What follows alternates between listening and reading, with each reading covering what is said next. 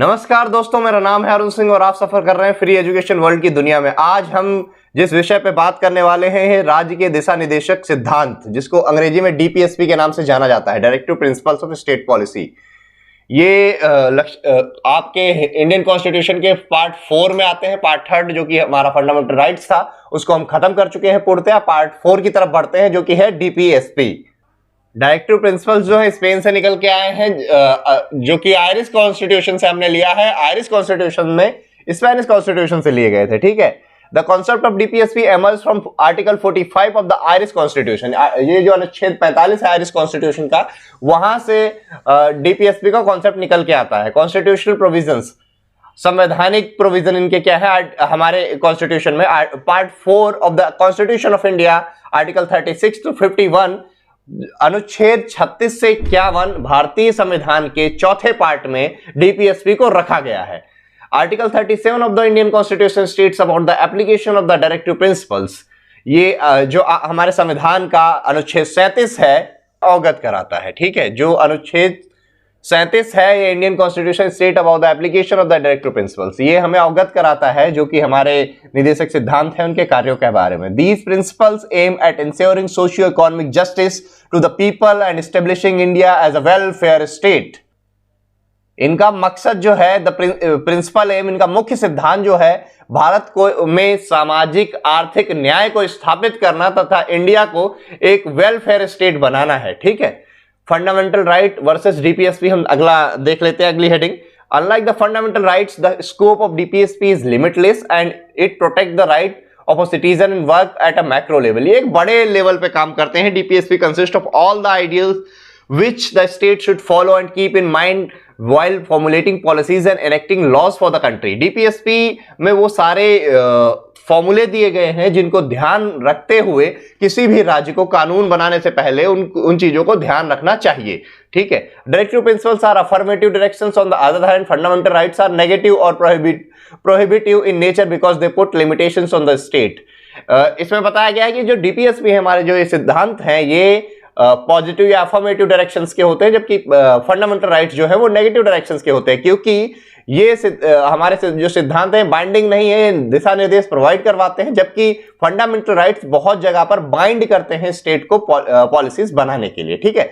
DPSP is not enforceable by law, it is non justiciable. ये law के द्वारा enforceable नहीं है और ये जस्टिसेबल भी नहीं है कि अगर इनका कोई स्टेट हनन करता है तो आप सीधे सुप्रीम कोर्ट नहीं जा सकते, जैसे कि आप फंडामेंटल राइट्स के केस में जा सकते हो, ठीक है। तो ये नॉन जस्टिसेबल है और नॉन इन्फोर्सेबल बाय लॉ है। अगला पॉइंट है it is important to note that DPSP and FR go hand in hand. देखिए ये दोनों अपना अलग अलग काम करते हैं, साथ साथ काम करते हैं। DPSP is not subordinate to fundamental rights. ये डीपीएसपी जो है ये बिल्कुल साफ दिया गया है, ये फंडामेंटल राइट के सबऑर्डिनेट नहीं है, ठीक है। मतलब जो हमारे मौलिक सिद्धांत है, ये हमारे जो नीति निर्देशक सिद्धांत हैं, ये हमारे मौलिक अधिकार जो है उनके अधीनस्थ नहीं है, ठीक है।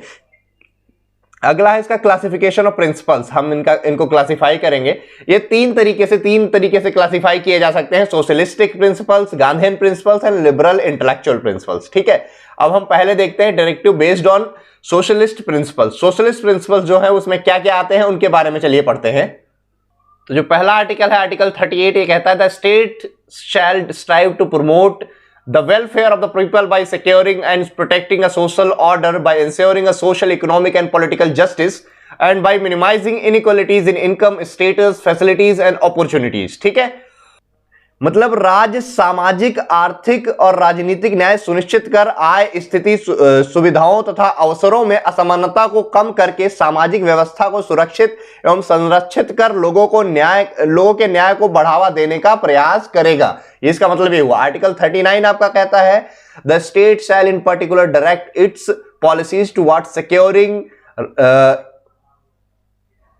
मतलब राज्य जो निम्नलिखित जो दिशा निर्देश है इनको सुरक्षित करने का काम करेगा। इसमें पहला आता है right to an adequate means of livelihood to all the citizens, सभी नागरिकों की आजीविका के पर्याप्त साधनों का अधिकार। दूसरा है आपका the ownership and control of material resources shall be organise in a manner to serve the common goods. ये कहता है भौतिक संसाधनों में स्वामित्व और नियंत्रण को सामान्य जन की भलाई के लिए व्यवस्थित करना। तीसरा है the state shell avoid concentration of wealth in few hands. ये कहता है कुछ ही व्यक्तियों के पास धन संकेंद्रित नहीं होना चाहिए, मतलब कुछ लोगों के हाथ में ही पैसा नहीं हो जाना चाहिए। Equal pay for equal work for both man and women, दोनों को सेम काम के लिए, वो चाहे महिला हो या पुरुष हो, बराबर धनराशि प्राप्त होनी चाहिए। The protection of the strength and health of the worker, जो हेल्थ है वर्कर की, उसको प्रोटेक्ट करने का काम भी, श्रमिकों की शक्ति एवं सुरक्षा का काम भी स्टेट का होगा। अगला है childhood and youth shall not be exploited, बच्चों के बचपन एवं युवाओं का शोषण होने नहीं देना है, ये राज्य का कर्तव्य है। ठीक है। अगला जो है आर्टिकल 41 कहता है to secure the right to work, to education and to public assistance in the cases of unemployment, old age, sickness and disability. ये बात करता है कि बेरोजगारी, बुढ़ापा, बीमारी और विकलांगता के मामलों में कार्य करने, शिक्षा पाने और सार्वजनिक सहायता पाने का अधिकार सुनिश्चित करना भी राज्य का काम है, राज्य को निर्देश देता है। ठीक है। आर्टिकल 42 कहता है आपका the state shell make provision for securing just and humane condition of the work for the maternity relief. Article 42 आपका कहता है राज्य काम की न्याय संगत और मानवीय परिस्थितियों को सुनिश्चित करने और मातृत्व राहत के लिए प्रावधान करेगा, मतलब मैटरनिटी बेनिफिट के लिए काम करना पड़ेगा। जैसे कोई प्रेग्नेंट महिलाएं हैं उनके लिए अलग से प्रोविजन आपको बनाने पड़ेंगे। अगला आर्टिकल 43 कहता है state shall endeavour to secure all workers a living wage and a decent standard life. Article 43 कहता है आपका जो सभी काम करने वाले लोग हैं उनके निर्वाह योग्य मजदूरी एवं एक उचित जीवन स्तर सुनिश्चित करने का प्रयास किया जाएगा कि स्टैंडर्ड ऑफ लाइफ मेंटेन करने के लिए राज्य का कर्तव्य है, उस दिशा निर्देश के अनुसार काम किया जाएगा। 43A कहता है आपका the state shall take step to secure the participation of workers in the management of industry, उद्योगों के प्रबंधन के लिए the state shall take participation of workers in the management of industries, उद्योगों के प्रबंधन में श्रमिकों की भागीदारी सुनिश्चित करने के लिए राज्य कदम उठाएगा। ठीक है। स्टेट का काम है कि उनका मैनेजमेंट कैसे करना है। आर्टिकल 47 आपका कहता है to raise the level of nutrition and the standard of living of people and to improve public health. आपका आर्टिकल जो 47 है बात करता है लोगों के पोषण स्तर और जीवन स्तर को ऊपर उठाना और सार्वजनिक स्वास्थ्य में बढ़ावा देना, कि कोई कुपोषित तो नहीं है, उसकी सबकी डाइट अच्छी चल रही है। ठीक है। इस पे काम करने के लिए आर्टिकल 47 आपको डायरेक्ट करता है। ठीक है। ये हो गए आपके जो थे सोशलिस्ट प्रिंसिपल्स, इनको हिंदी में बोला जाता है समाजवादी सिद्धांतों पर आधारित निर्देश, सोशलिस्ट प्रिंसिपल्स। अगले हैं आपके directive principles based on Gandhian principle, अब गांधी जी के विचारों से जो लिए गए हैं। ठीक है। उन प्रिंसिपल्स की बात करते हैं। कुछ इसमें से जो विचार हैं वो गीता से भी लिए गए हैं। ठीक है। सो जो गांधीयन प्रिंसिपल हैं आर्टिकल 40 से शुरू होते, देखिए गांधी जी बड़ा डाउन टू अर्थ, हमारे पूज्य महात्मा गांधी बड़े डाउन टू अर्थ पर्सन थे। उनका मेन मकसद था जो छोटे तबके के लोग हैं, जो गरीब तबके के लोग हैं, जो निचले लोग हैं, उनका विकास कैसे हो। ठीक है। गांव का विकास कैसे हो। गांधी जी कहते थे कि अगर गांव का, देश का विकास करना है तो पहले देश के गांव की तरफ देखिए। ठीक है। हालांकि देखा नहीं सरकारों ने लेकिन गांधी जी का मेन मकसद यही था कि अगर हिंदुस्तान को हंसता खेलता देखना चाहते हो तो पहले गांव का विकास करिए, देश का विकास अपने आप हो जाएगा। तो चलिए आगे पढ़ते हैं। आर्टिकल 40 आपका कहता है the state shall take step to organise village panchayat as a unit of self government. गांव जो है ग्राम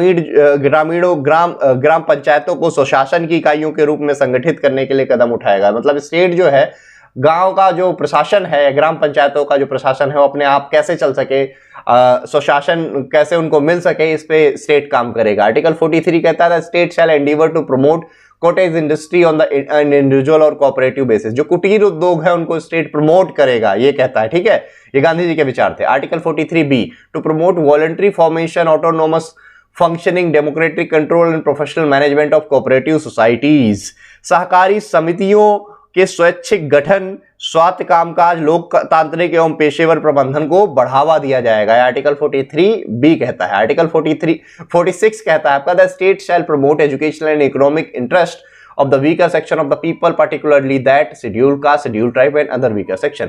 स्टेट को प्रमोट करना चाहिए एजुकेशनल एंड इकोनॉमिक इंटरेस्ट को उनके वीकर सेक्शन के, जैसे स्पेशली एससी के लोग हो गए, या जो शेड्यूल कास्ट के लोग हैं, जो शेड्यूल ट्राइब के लोग हैं, या फिर जो अदर वीकर सेक्शन के लोग हैं, उनके सुधार के लिए, राज्य के जो कमजोर वर्ग हैं, ठीक है, उनके सुधार के लिए, उनके हित के लिए उनको शैक्षिक में बढ़ावा देना, आर्थिक कुछ मदद करना, ये सब स्टेट को निर्देश दिया गया है, ठीक है, आर्टिकल 46 के तहत। 47 कहता था state shall take the step to improve public health and prohibit consumption of intoxicating drinks and drugs that are injurious to health. State चाहे तो जो राज्य को सार्वजनिक स्वास्थ्य के सुधार के लिए कदम उठाना पड़ेगा, और नशीले पेय पदार्थ जो हैं, जो ऐसे ड्रिंक्स हैं, जो ड्रग्स हैं, उनके सेवन पर रोक लगाना, ये राज्य को निर्देश दिया गया है, ठीक है। आर्टिकल 40 मैं पहले भी कह चुका हूं, ये बाइंडिंग नहीं है राज्य पे, ठीक है, ये निर्देश दिया गया है, जस्टिसेबल नहीं है, जैसे कि फंडामेंटल राइट्स हैं।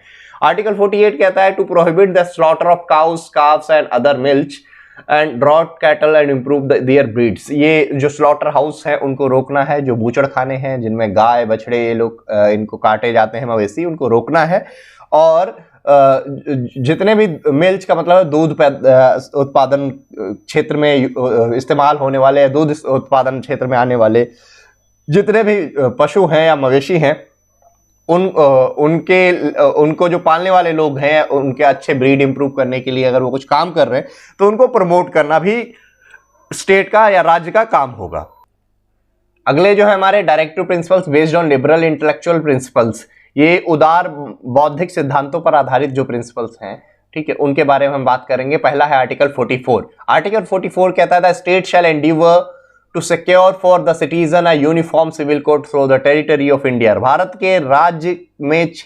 भारत राज्य के क्षेत्र में नागरिकों के लिए एक समान नागरिक संहिता को सुरक्षित करने का प्रयास करना राज्य का काम है। मतलब धर्म के बेस पर कोई कानून नहीं बनने चाहिए, सबके लिए सेम कानून होना चाहिए, ठीक है, सबके लिए तलाक प्रोसीजर सेम होना चाहिए, सबके लिए विवाह प्रोसीजर ऑलमोस्ट सेम होना चाहिए। मतलब धर्म के बेस पर कानून नहीं बनने चाहिए। यूनिफॉर्म सिविल कोड का मतलब बेसिकली यही होता है, और ये अभी तक केवल गोवा में लागू है, और सब कहीं लाने की इसकी बात करी जा रही है। सेंट्रल भी इसके लिए बिल, हमारे माननीय होम मिनिस्टर साहब ने भी बात करी है कि यूनिफॉर्म सिविल कोड पूरे कंट्री में लाया जाएगा। अब देखिए इसमें कब आगे क्या चर्चा होती है, चलिए आगे बढ़ते हैं।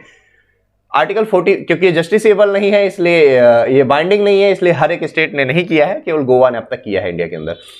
Article 45 to promote early childhood care and education for all children until they complete the age of 6। जब तक कोई बच्चा 6 साल का नहीं हो जाता उसकी केयर करना, उसके एजुकेशन की ध्यान रखना भी स्टेट की जिम्मेदारी है, स्टेट को ही प्रोवाइड करवाना पड़ेगा। आर्टिकल 48 कहता है to organise agriculture and animal husbandry on the modern scientific lines. आपका आर्टिकल 48 कहता है कि कृषि और पशुपालन को आधुनिक एवं वैज्ञानिक आधारों पर संगठित करना, ठीक है, to organise agriculture and animal husbandry on the modern and scientific lines, ठीक है। आर्टिकल 48A कहता है to protect and improve the environment and to safeguard the forest and wild life of the country. ये कहता है कि पर्यावरण को सुरक्षित करना और हमारी जो वाइल्ड लाइफ है, जो वन्य जीवों की रक्षा करना, ठीक है, वन्य जीव है उनकी रक्षा करना। आर्टिकल 49 आपका कहता है state shall protect every monument और place of artistic and historic interest. जो हमारे मॉन्यूमेंट हैं, जो कि हमारे ऐतिहासिक महत्व रखने वाली चीजें हैं, उनकी सुरक्षा करना भी हमारी स्टेट की जिम्मेदारी है। आर्टिकल 50 कहता है state shall take step to separate judiciary from the executive in the public service of the state.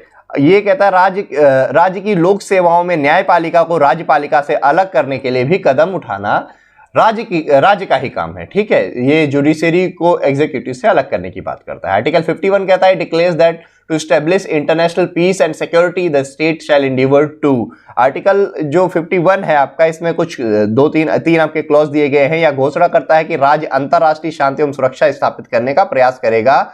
इसमें पहला जो है maintain just and honourable relation with the Nations. ये कहता है राष्ट्रों के साथ न्यायपूर्ण और सम्मानजनक संबंध बनाए रखना। दूसरा है आपका foster respect for international law and treaty obligations. इसका मतलब हुआ अंतरराष्ट्रीय कानून और संधि दायित्वों के लिए सम्मान को बढ़ावा देना। तीसरा है encourage settlement of international dispute by arbitration. मध्यस्थता द्वारा अंतरराष्ट्रीय विवादों के निपटारे को प्रोत्साहित करना, इसका मतलब ये होता है, ठीक है। अब इसमें हम बात करेंगे इसमें अमेंडमेंट के बारे में कि जो डीपीएसपी है उसमें क्या क्या सुधार किए गए हैं, क्या क्या संशोधन किए गए हैं अभी तक, उनके बारे में बात करते हैं। तो इसमें जो संशोधन हुआ, पहला संशोधन 42वां संशोधन था, 42nd कॉन्स्टिट्यूशनल अमेंडमेंट एक्ट 1976, इसको मिनी कॉन्स्टिट्यूशन के नाम से भी जाना गया आगे चल के। It introduce certain changes in the part 4 of the constitution by adding new directives. ये कुछ बदलाव लाए गए आर्टिकल पार्ट 4 में भारतीय संविधान के 42nd कॉन्स्टिट्यूशनल अमेंडमेंट एक्ट 1976 के द्वारा, जो निम्नवत है। पहला है आर्टिकल 39A को जोड़ना। इसमें क्या बोला गया? To provide free legal aid to the poor, जो गरीब हैं उनको निःशुल्क कानूनी सहायता प्रदान की जाएगी। फिर 43A जोड़ा गया, participation of workers in management of industries. इसमें बोला गया कि उद्योगों के प्रबंधन में श्रमिकों की भागीदारी होगी, जो काम करने वाले लोग हैं उनकी भागीदारी होनी जरूरी है। फिर 48 में ए जोड़ा गया, इसमें बोला गया to protect and improve the environment. ये एनवायरनमेंट जो है हमारा पर्यावरण रक्षा है, उनमें सुधार करने की बात करी गई, ठीक है। उसके बाद आता है 44th constitutional amendment act 1978, Morarji Desai government लेकर आती है इसको। ये इंदिरा गांधी गवर्नमेंट लेकर आई थी 42nd amendment, 44th Morarji Desai जी की गवर्नमेंट में आया। It inserted section 2 to article 38 which declares that the state in particular shall strive to minimize economic inequalities in income and eliminate inequalities in status, facilities and opportunities not amongst individuals but also amongst groups। ये कहता है इसके द्वारा धारा 2 को अनुच्छेद 38 में सम्मिलित किया, जो घोषित करता है कि राज्य विशेष रूप से आय में आर्थिक असमानताओं को कम करने और व्यक्तियों के बीच नहीं बल्कि समूहों के बीच स्थित सुविधाओं एवं अवसरों संबंधी असमानताओं को खत्म करने का प्रयास करेगा, ठीक है। और इसमें क्या हुआ? It also eliminate the right to property, जो कि राइट टू प्रॉपर्टी एक फंडामेंटल राइट था, इसको एलिमिनेट कर दिया गया 44th कॉन्स्टिट्यूशनल अमेंडमेंट एक्ट के द्वारा। मैं पहले भी आपको बता चुका हूं, from the list of fundamental right. इसको बाद में लीगल राइट बना दिया गया, ठीक है, 300A के तहत। अगला इसमें और क्या किया गया? 86th अमेंडमेंट एक्ट आया बाद में 2002 में। It change the subject matters of Article 45 and made elementary education a fundamental right under Article 21A। इसके तहत क्या किया गया? इसमें अनुच्छेद 45 की विषय वस्तु को बदल दिया गया और प्रारंभिक शिक्षा को अनुच्छेद 21A के तहत मौलिक अधिकार बना दिया गया, ठीक है। जो 45 में दिया गया था, इसको 21A में जोड़ दिया गया, जो कि फंडामेंटल राइट है अब, ठीक है। अब ये DPSP नहीं रहा। चलिए आगे बढ़ते हैं। आगे क्या है? अब देखिए कॉन्फ्लिक्ट पे बात करते हैं कि conflict between fundamental rights and DPSP associated cases. इससे क्या क्या जुड़े हुए केस हैं, उनमें कब कब कॉन्फ्लिक्ट है, उस पर बात करेंगे। तो जो पहला केस निकल के आया दोनों के कॉन्फ्लिक्ट को लेकर, वो था Champakam Dorairajan versus state of Madras. In this case the Supreme Court ruled that in case of any conflict between the fundamental rights and the directive principle the former would prevail. इसका मतलब है इस मामले में सर्वोच्च न्यायालय ने फैसला सुनाया कि मौलिक अधिकारों और निदेशक सिद्धांतों के बीच किसी भी संघर्ष के मामले में मौलिक अधिकार मान्य होगा, ठीक है। It declares that directive principles have to conform to the run as the subsidiary to the fundamental right. इसने घोषणा की कि निदेशक सिद्धांतों को मौलिक अधिकारों के अनुरूप होना चाहिए और उन्हें सहायक के रूप में कार्य करने चाहिए, ठीक है। दूसरा कहता है, it also held that the fundamental right could be amended by the parliament by enacting constitutional amendment act. इसने यह भी माना कि संवैधानिक संशोधन अधिनियमों को लागू करके संसद द्वारा मौलिक अधिकारों को संशोधित किया जा सकता है, कि हम फंडामेंटल राइट को अमेंड किया जा सकता है पार्लियामेंट के द्वारा, ठीक है। अगला केस आपका आता है Golaknath versus state of Punjab. ये भी बहुत फेमस केस है, 1967। इसका कभी कभी क्रोनोलॉजी भी पूछ लेता है, शायद यूपी पीसीएस में आया था कि कौन सा पहले हुआ कौन सा बाद में हुआ, ठीक है। ये भी याद रखना कौन सा कब हुआ। तो गोलकनाथ केस आपका हुआ 1967 में versus state of Punjab. Punjab राज्य तथा गोलकनाथ का जो केस था, पंजाब राज्य बनाम गोरखनाथ, इसमें क्या बोला गया? The Supreme court declares that fundamental right could not be amended by the parliament even for the implementation of directive principles. इस मामले में सर्वोच्च न्यायालय ने घोषणा की कि निदेशक सिद्धांत जो है हमारे DPSP कार्यान्वयन के लिए भी संसद द्वारा मौलिक अधिकारों में संशोधन नहीं किया जा सकता, ठीक है। It was the contradictory to its own judgement in the Shankari Prasad. Shankari Prasad ने इन्होंने पहले बोला था कि किया जा सकता है, बाद में इसी का कॉन्ट्राडिक्ट कर दिया इन्होंने। अगला केस आया जो कि बहुत इंपॉर्टेंट केस है, पूरे पॉलिटी का मुझे लगता है अब तक का सबसे बेहतरीन और सबसे इंपॉर्टेंट केस रहा, Kesavananda Bharati case. Kesavananda Bharati case versus state of Kerala 1973 में आया। In this case the Supreme Court overruled its Golaknath case 1967 verdict and declared 1967 में क्या बोला था? अमेंड नहीं किया जा सकता। इसमें क्या इसको ओवररूल्ड कर दिया गया एंड डिक्लेयर्ड, इन्होंने घोषणा कर दी, the parliament can amend any part of the constitution but can not alter its basic structure. ये जो बेसिक मूल संरचना है, जिसको बेसिक स्ट्रक्चर बोलते हैं, इसको नहीं बदला जाएगा और पार्लियामेंट चाहे तो कुछ भी बदलाव कर सकती है संविधान में। Thus the right to property article 31 was eliminated from the list of the fundamental right. और आर्टिकल 31 जो था राइट टू प्रॉपर्टी, इसको कंप्लीटली एलिमिनेट कर दिया गया यहां से, ठीक है। अगला केस आता है आपका Minerva mill versus state union of India 1980। In this case the Supreme court reiterated that parliament can amend any part of the constitution but it cannot change the basic structure of the constitution। लगभग same सी बात यहाँ पे फिर से कह दी गई कि supreme court में फिर से वही चीज दोहरा दी गई कि मूल ढांचे में को बदल नहीं सकती और भी कुछ भी आप चेंज कर सकते हो, ठीक है। चलिए आगे बढ़ते हैं। Implementation of DPSP and associated act and amendments, ठीक है। तो जो पहला है वो है लैंड रिफॉर्म्स। लैंड रिफॉर्म क्या है? Almost all the state have passed land reforms laws to bring changes in agrarian society and to improve the conditions of the rural masses. These measures include abolition of intermediaries like zamindari, jagir, imamdar, tenancy reform like security of tenure, fair rents, imposition of ceiling on the land holding, distribution of surplus land among the landless laborers and cooperative farming। इसमें कहता है कि समाज में परिवर्तन लाने और ग्रामीण जनता की स्थिति में सुधार लाने के लिए लगभग सभी राज्यों ने भूमि सुधार कानून पारित कर दिए हैं, ठीक है। इन उपायों में शामिल हैं जमींदारों, जागीरदारों, इनामदारों जैसे बिचौलियों का उन्मूलन, जो कि पहले जमींदारी प्रथा वगैरह चल रही थी, इनको खत्म किया गया, ठीक है। किराएदार व्यवस्था में सुधार किया गया, जो किराएदार हैं उनमें सुधार किया गया। उचित कार्यकाल, एक सुरक्षित कार्यकाल और उचित किराए की व्यवस्था की गई। अगला है imposition of ceiling on the land holding, भूमि जोत पर सीलिंग का अधिरोपण किया गया। अगला है distribution of surplus land among the landless labourer, जो भूमिहीन मजदूर है उनके बीच में अधिवेश जो जमीन है अधिवेश भूमि का वितरण किया गया। सहकारी खेती की बात करी गई। अगले हैं लेबर रिफॉर्म, श्रम सुधार के बारे में इन्होंने क्या किया। इनमें मिनिमम वेज एक्ट लाया गया, न्यूनतम मजदूरी अधिनियम लाया गया 1948 में आपका, जो कि उसे क्या बोलते 2020 में भी इसमें कुछ सुधार किए गए थे, ठीक है। अनुबंध श्रम विनिमय लाया गया और चाइल्ड लेबर वगैरह पे बाद बॉन्डेड लेबर सिस्टम अबोलिश करे गए। माइन एंड मिनरल से रिलेटेड रूल्स बनाए गए। मैटरनिटी बेनिफिट से रिलेटेड जो मातृत्व सहायता से जुड़े हुए रूल बनाए गए। और एक और इम्पोर्टेंट काम हुआ पंचायती राज सिस्टम, जो थ्रू 73rd जो अमेंडमेंट आपका अमेंडमेंट एक्ट हुआ 1992 में, इसमें पंचायती राज की स्थापना करी गई और 3 टायर पंचायती राज स्थापित किया गया विलेज, ब्लॉक और डिस्ट्रिक्ट लेवल पे, ठीक है। कॉटेज इंडस्ट्री के बारे में, to promote cottage industry as पर article 43 the government has established several boards such as village industries. देखो आर्टिकल 43 में बोला गया गांधी प्रिंसिपल में कि जो कुटीर उद्योग है उनको बढ़ावा देना है, उसके चलते सरकारों ने खादी विलेज इंडस्ट्री कमीशन बनाया, ऑल इंडिया हैंडीक्राफ्ट बोर्ड बनाया, सिल्क बोर्ड बनाया, कोयर बोर्ड बनाया, जो कि जिससे कि आगे चल के कुटीर इंडस्ट्री को हेल्प मिल सकी। एजुकेशन के मामले में क्या क्या किया गया अभी तक? एजुकेशन में इन्होंने government has implemented provision related to the free and compulsory education as provided in article 45, जैसा कि अनुच्छेद 45 में बोला गया फ्री एंड कंपलसरी एजुकेशन, उसमें उसके तहत फ्री में एजुकेशन दी गई राज्यों के द्वारा। सॉरी। और जो 86वां कॉन्स्टिट्यूशनल अमेंडमेंट किया गया, उसके तहत 6 से 14 साल तक के बच्चों को फ्री में मुफ्त में शिक्षा की बात करी गई। रूरल एरिया डेवलपमेंट में क्या किया गया?